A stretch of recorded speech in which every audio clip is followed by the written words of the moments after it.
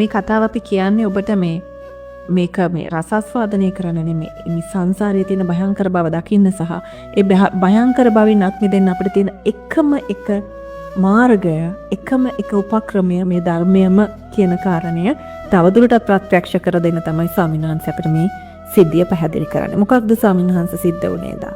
ඔව් අපි මම එදා සායනසේ බලන්න තමයි වැඩි සිරිපාදි වඩිනකම.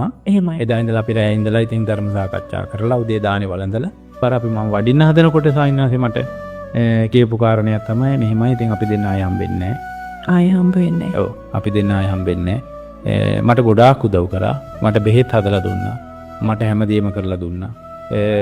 මොකද මම තමයි සායනසේගේ පින්ඩපාත වැඩිහම සායනසේ දානේ වළඳන්නේ දවස් වලට සාංශිකේ පාත්‍රය උපාසක මහතුරුන්ට හරි ඒව සේරම හරි ගස්සලා දීලා පාත්‍රය ගිහින් දෙන්නේ මම. උන්වහන්සේ තින 3-4 දානේ වළඳන්නේ නැහැ කියන එක අඟුලුගම විශ්වාසවත් දන්නේ නැහැ. දැන්නම බෙනුම් අහන්න වෙනවා.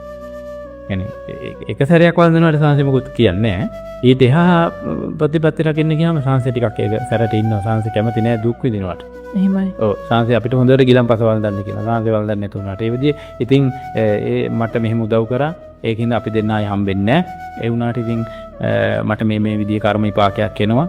මට ඒකට මූණ දෙන්න වෙනවා. ඒක නැත්තම් මම මේ ජීවිතේම මේ කර්ම විපාකේ මොකක් කියලාද ස්වාමීන් වහන්සේ පැහැදිලි කරේ? ඒ කර්ම විපාකයේ කිව්වේ ඒකේ හේතුව මට කිව්වේ නැහැ. ඉන්න හොඳ. හේතුව සංසය දකින්න නැති. හොඳයි. විපාකයේ සංසය දැක්කා. ඒ උඩ කන්ද ඇවිල්ලා ගල්ලේන වැහිලා යනකො කාටවත් හොයන්න බෑ කිව්වා. නා යනවා. ඔය කොයි ප්‍රදේශයේද ස්වාමීන්? ඒක මේ බලංගොඩ පඹහින්න කියන පැත්තේ නියඳගල කියන ඒ කන්ද අර ආදර කන්දටත් යන්නේ එතනින් තමයි. ඒ කන්ද එන්න කියලා තමයි ආදර කන්ද කියන එක විශ්වවිද්‍යාල ළමයි එහෙම යනවා එතනට.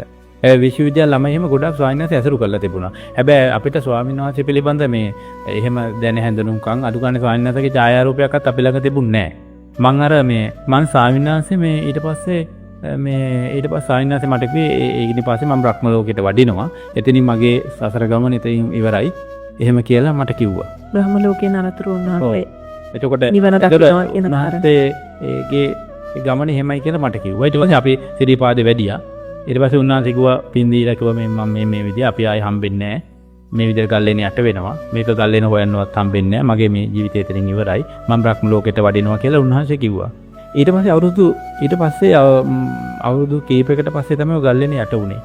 ඒ කියපු විදියටම ඒ සාංශ කියපු විදියට මේ කන්ද ඇවිල්ලා ගල්ලේන යට වුණා. සාංශේ හොයාගන්න හම්බුන්නේ නැහැ. ගල්ලේනවත් හොයාගන්න හම්බුන්නේ නැහැ. එහෙමයි. ඒ ගමේ අය දැකලා තිබුණ ආලෝකයක් උඩට යනවා. ඔව්. හැබැයි සාංශේ පල්ලෙහාට ඇවිල්ලා කියලා තුන මේ කන්දනා යනවා මේ පරිස්සමෙන් ඉන්න කියලා පින්ඩපාතේ වැඩලා. මිනිස්සුන්ට කියලා තිබුණා. කන්දනා යනවා පරිස්සමෙන් ඉන්න කියලා.